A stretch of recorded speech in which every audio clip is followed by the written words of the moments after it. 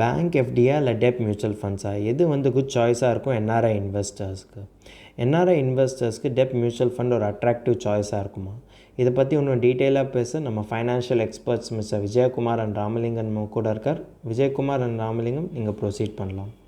என்னோட suggestion for என்ஆர்இஸ்க்கு வந்து பாண்ட்ஸ்ன்னு எடுத்துட்டா நம்ம மியூச்சுவல் ஃபண்ட்ஸ் தான் அட்ராக்டிவ். இந்த சென்ஸ்னா it has got the potential to deliver higher returns than the NRE deposits.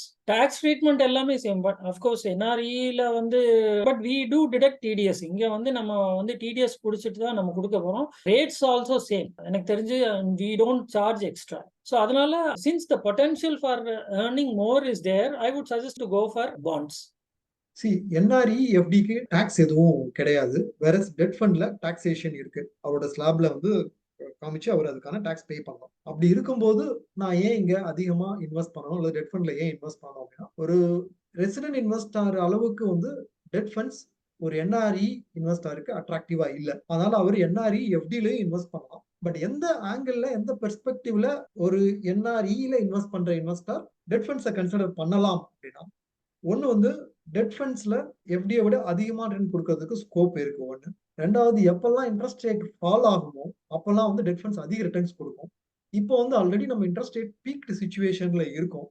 அதனால இந்த டைம் ஃப்ரேம்ல எஃப்டியை விட டெட் ஃபண்ட்ஸ் வந்து அட்ராக்டிவா இருக்கும், even for NRI investor. Number 3, நீங்க எஃப்டில இன்வெஸ்ட் பண்ணும்போது உங்களுடைய ஃபண்ட் வந்து பர்டிகுலர் பீரியடுக்கு லாக் ஆகும். அதனால ஒரு அசட் அலோகேஷன் ரீபேலன்சிங் பண்ணணும், டெட்ல இருந்து ஈக்விட்டிக்கு வந்து நம்ம எக்ஸ்போஷரை மாத்தணும் அப்படின்னா நம்ம எஃப்டில போட்டிருக்கும் போது பண்ண முடியாது. இதே இது நீங்க டெட் ஃபண்ட்ஸ்ல போட்டிருந்தீங்கன்னா வித்ட்ரா பண்ணி ஒரு போர்ஷனை வித்ட்ரா பண்ணி நீங்க போட முடியும். எஸ்பெஷலி 2020ல மார்க்கெட் கிராஷ் ஆச்சு.